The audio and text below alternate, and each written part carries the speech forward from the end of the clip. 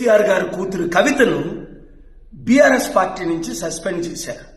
తనైతే బీసీల కొరకు పోరాడతానంటారు. నిజంగా కవిత, నువ్వు బీసీల కొరకు పోరాడాలి అంటే బీసీల ఏకైక పార్టీ ఇప్పుడు ఉన్నది ప్రజాశాంతి పార్టీ మాత్రమే. రా, ప్రజాశాంతి పార్టీలో చేయి కలుపు. నువ్వు బీజేపీ పంపిన బాణము కాదని రుజువు చేసుకో. బీజేపీ రామచంద్రరావు గారు ఆర్ఎస్ఎస్ బ్రాహ్మణుల పార్టీ అంటున్నారు. కాంగ్రెస్ 12 ముఖ్యమంత్రులు చేసిన రెడ్ల పార్టీ అని తెలుసు.